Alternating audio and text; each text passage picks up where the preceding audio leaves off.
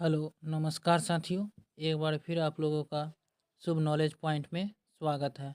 तो आज का पहला क्वेश्चन है साथियों, एक साबुन का विलयन होता है उदासीन, अम्लीय, क्षारीय या इनमें से कोई नहीं। तो इसका सही उत्तर होगा एक साबुन क्षारीय होता है।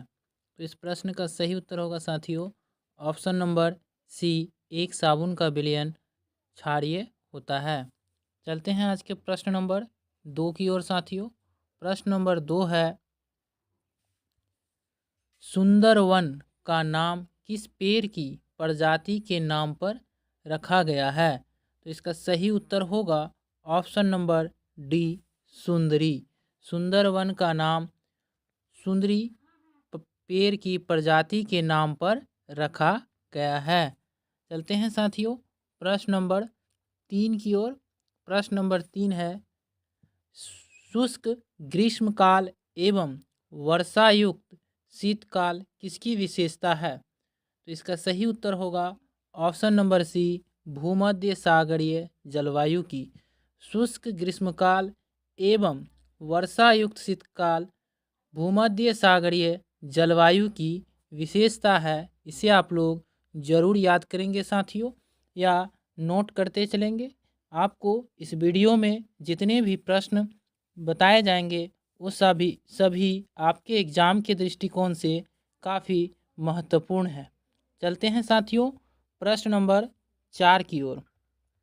प्रश्न नंबर 4 है, निम्नलिखित में से कौन सा एक कैल्शियम का समृद्ध स्रोत नहीं है?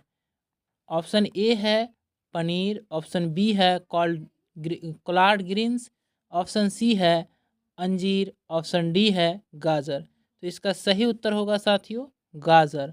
गाजर कैल्शियम का समृद्ध स्रोत नहीं है। चलते हैं साथियों प्रश्न नंबर 5 की ओर। प्रश्न नंबर 5 है दोस्तों, इनमें से कौन सी कोशिकाएं जड़ों से पौधों के अन्य भागों तक जल का परिचालन करती है? तो ये सब प्रश्न जो है साथियों साइंस से संबंधित है कि कौन सी कोशिकाएं जड़ों से पौधे के अन्य भागों तक जल का परिचालन करती है? तो इसका उत्तर होगा जाइलम। जाइलम ही पौधों के अन्य भागों तक जल का परिचालन करता है। प्रश्न नंबर 6 है साथियों, कंघी द्वारा कपास को बीज से अलग करना क्या कहलाता है? साथियों इसका उत्तर होगा ओटाई। कंघी के द्वारा कपास को बीज से अलग करने की प्रक्रिया को ओटाई कहा जाता है। इसे भी आप लोग ज़रूर याद रखेंगे साथियों। कपास की खेती काली मिट्टी में की जाती है। चलते हैं अब साथियों प्रश्न नंबर 7 की ओर। प्रश्न नंबर 7 है, विश्व में तिलहन का सबसे बड़ा उत्पादक देश है? तो इसका उत्तर होगा साथियों विश्व में तिलहन का सबसे बड़ा उत्पादक देश भारत है। भारत विश्व में सबसे अधिक तिलहन का उत्पादन करता है। इसे भी आप लोग ज़रूर याद रखेंगे। चलते हैं प्रश्न नंबर 8 की ओर साथियों। प्रश्न नंबर 8 है, निम्नलिखित में से कौन सी एक बागानी फसल नहीं है? ऑप्शन ए है चावल, बी कोका, सी कपास, डी अनानास। तो इसका सही उत्तर होगा चावल। चावल एक बागानी फसल नहीं है। चलते हैं साथियों प्रश्न नंबर 9 की ओर। प्रश्न नंबर 9 है दोस्तों, भारत का कौन सा राज्य कपास का सबसे बड़ा उत्पादक राज्य है? तो इसका उत्तर होगा Gujarat. Option number A, Gujarat कपास का सबसे बड़ा उत्पादक राज्य है साथियों। कपास की खेती काली मिट्टी में की जाती है। इसे भी आप लोग ज़रूर ध्यान देंगे।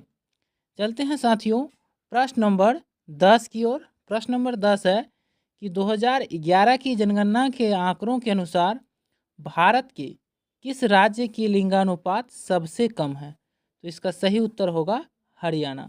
हरियाणा राज्य की लिंगानुपात सबसे कम था साथियों 2011 जनगणना के अनुसार, तथा सबसे अधिक केरल राज्य का लिंगानुपात था, इसे भी आप लोग जरूर याद रखेंगे।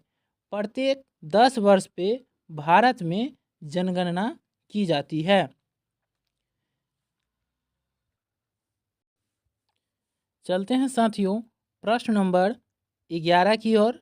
प्रश्न नंबर 11 है दोस्तों, प्रेम सिंह तमांग किस राज्य के मुख्यमंत्री हैं?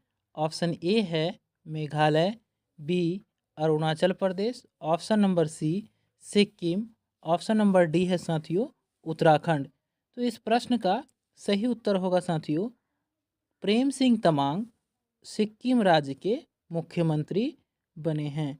सिक्किम राज्य की राजधानी है साथियों गैंगटोक, इसे भी आप लोग जरूर याद रखेंगे। भारत का सबसे कम जनसंख्या वाला राज्य सिक्किम ही है। चलते हैं साथियों प्रश्न नंबर 12 की ओर। किसकी जीवनी स्वर स्वामिनी आशा का हाल ही में मुंबई में विमोचन हुआ? साथियों इस प्रश्न में कह रहा है कि स्वर स्वामिनी आशा का हाल ही में विमोचन मुंबई में हुआ, किसकी जीवनी का? तो इसका सही उत्तर होगा दोस्तों आशा भोसले। आशा भोसले की जीवनी का नाम है साथियों स्वर स्वामिनी आशा, जिसका हाल ही में मुंबई में विमोचन हुआ है।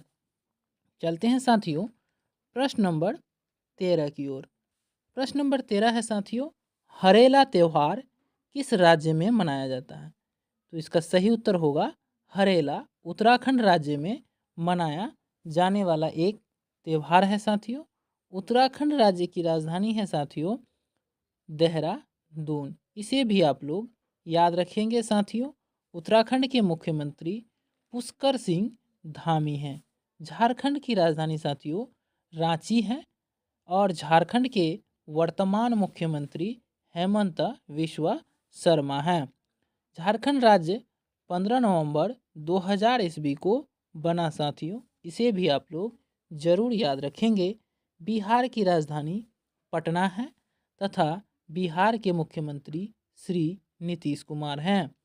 उत्तर प्रदेश की राजधानी लखनऊ है जो गोमती नदी के किनारे स्थित है तथा उत्तर प्रदेश के मुख्यमंत्री योगी आदित्यनाथ है। चलते हैं साथियों प्रश्न नंबर 14 की ओर। प्रश्न नंबर 14 है कपास की फसल किस मिट्टी में उगाई जाती है? तो इसका सही उत्तर होगा दोस्तों काली मिट्टी में। कपास की फसल जो है साथियों काली मिट्टी में उगाई जाती है, इससे भी आप लोग जरूर ध्यान में रखेंगे। चलते हैं साथियों प्रश्न नंबर 15 की ओर, जो काफ़ी महत्वपूर्ण प्रश्न है साथियों। प्रश्न नंबर 15 है कि निम्नलिखित में से कौन सी नदी थार मरुस्थल से होकर बहती है? तो साथियों थार मरुस्थल जो है वो भारत में है, तो थार मरुस्थल से बहने वाली नदी का नाम लूनी है। लूनी नदी थार मरुस्थल से होकर बहती है, तो इसका सही उत्तर होगा ऑप्शन नंबर सी। चलते हैं साथियों प्रश्न नंबर 16 की ओर। प्रश्न नंबर 16 है दोस्तों दिल्ली सल्तनत के किस वंश ने सबसे कम समय तक शासन किया? तो साथियों इसका उत्तर होगा खिलजी वंश। खिलजी वंश सबसे कम समय तक शासन किया। दिल्ली सल्तनत का स्थापना साथियों 1206 में हुआ था तथा 1526 में दिल्ली सल्तनत समाप्त हो गया था साथियों। उसके बाद मुगल वंश का स्थापना हुआ था, इसे भी आप लोग जरूर याद रखेंगे।